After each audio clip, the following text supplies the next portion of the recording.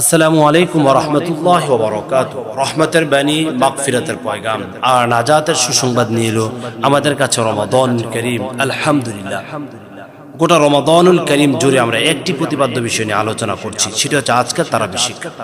আমরা এক এক করে ধারাবাহিকভাবে 9টি পর্ব সমাপ্তি করতে পেরেছি। আজকে 10ম পর্ব।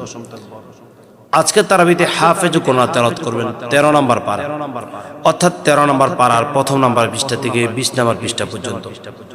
যদি আমরা সূরা বিন্যাস অনুযায়ী বলি তাহলে সূরাতুল ইউসুফের 53 নম্বর আয়াতে কারিমা থেকে সূরাতুল ইব্রাহিমের একেবারে শেষ নম্বর আয়াতে কারিমা পর্যন্ত আজকে তেলাওয়াত করা হবে। আজকে তেলাওয়াতকৃত আয়াতগুলোর মধ্যে অসংখ্য অগণিত গুরুত্বপূর্ণ আয়াতে কারিমাগুলো রয়েছে। তার মধ্য থেকে কয়েকটি আয়াতের সার মর্ম আমি আপনাদের সম্মুখে তুলে ধরার চেষ্টা করব ইনশাআল্লাহ। প্রথমে যে আয়াতে কারিমাটা নিয়ে কথা বলতে চাই সেটা হচ্ছে সূরাতুল ইউসুফ 66 নম্বর আয়াত। এখানে আল্লাহ তাআলা বলেন, ইনিল হুকমু ইল্লা লিল্লাহ, ইনিল হুকমু ইল্লা লিল্লাহ। আইন তার, বিধান তার, অর্থাৎ আল্লাহ তাআলার বিধান, আল্লাহ তাআলার হুকুম, তার বিধানগুলো আমাদের মানতে হবে। আলাইহি তাওয়াক্কাল, আল্লাহর দিকে আমরা মস্তক অবনত করতে হবে, আল্লাহর দিকে আমরা ঝুঁকে পড়তে হবে, আল্লাহর উপরে আমাদের তাওয়াক্কুল করতে হবে। তাহলে আইন যার, তারই হুকুম মানতে হবে, কেননা তিনি তো আমাদেরকে সৃষ্টি করেছেন। সব কিছু কওয়ানেওয়ালা, সব কিছু দেনেওয়ালা, সব কিছু বিধান দাতা হচ্ছেন আল্লাহ। তার দিকে আমাদের ঝুঁকে পড়তে হবে, তার দিকে আমরা প্রত্যাবর্তন করবে, তার উপরে আমাদের তাওয়াক্কুল করতে হবে। দ্বিতীয় নম্বর যে পয়েন্টটা নিয়ে কথা বলতে চাই, সূরাতুর রদ এর 11 নম্বর আয়াত।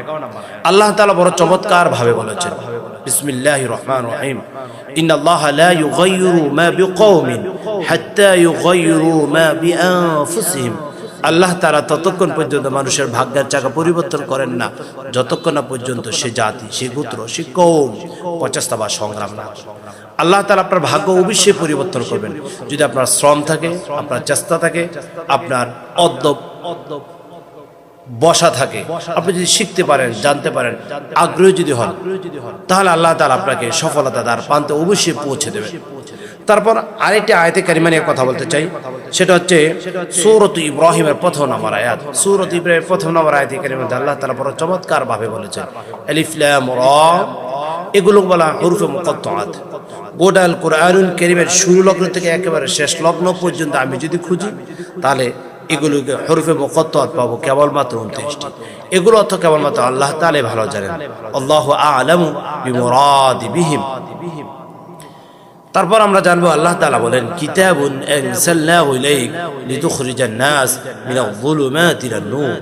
আমি আমার হায়ের উপরে কিতাব এজন্যই নাজিল করেছি, মিনাল যুলুমাতি ইলান নূর, যাতে করে মানুষকে আলোকবর্তিকার দিকে টেনে আনতে পারি, অন্ধকার থেকে টেনে হেঁচড়ে আলোকবর্তিকার জন্য, আলোকবর্তিকার দিকে নিয়ে আসার জন্য আল্লাহ তাআলা কোরআনুল কারীম নাজিল করেছেন।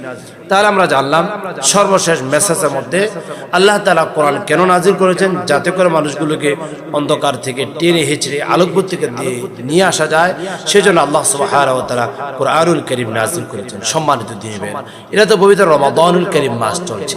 আসুন এই মাস জুড়ে আল্লাহ সুবহানাহু ওয়া তাআলাকে সন্তুষ্ট করার জন্য আল কোরআনুল কারীম পাঠ করি, কোরআনুল কারীম তেলাওয়াত করি, কোরআনুল কারীম তার তিলের সহিত পড়ি। যদি পড়তে পারি, বুঝতে পারি, অনুধাবন করতে পারি, আমি দৃঢ় বিশ্বাসের সহিত বলি, আপনি যত অন্ধকারের দিকে থাকেন না কেন আল্লাহ তাআলা আপনাকে আলোকবর্তিকার পথ দেখাবেন। আসুন আমরা পূর্বে 9টি প্রোগ্রাম থেকে একই বাক্য উচ্চারণ করেছি আজকের তারাবি শিক্ষা। আজকে আমাদের 5মতম 10মতম তারাবি শিক্ষা আমাদের সমাপ্তি করলাম। আল্লাহ তাআলা আমাদেরকে যে তৌফিক ভিক্ষা দান করুন। আগামী দিন আবারও দেখা হবে 11তম পর্ব নিয়ে। আমাদের প্রতিটি প্রোগ্রামের সাথে থাকার জন্য আপনাকে আমন্ত্রণ জানাচ্ছি। আমি দৃঢ় বিশ্বাসের সহিত বলি, আমাদের এই ছোট ছোট মেসেজগুলো যে আপনার কাছে যায়, তারাবি কেন্দ্রিক, আজকে তারাবি শিক্ষা কেন্দ্রিক, এগুলো যে আপনি দেখেন, অনুধাবন করেন, গোটা আল কোরআনুল কারীম একটা সামারি আপনার মেমোরির মধ্যে ঢুকে যাবে। আল্লাহ তাআলা আমাদের সবাইকে কোরআনুল কারীমের সাথে থেকে চলবার তৌফিক দান করুক। আল্লাহুম্মা আমিন।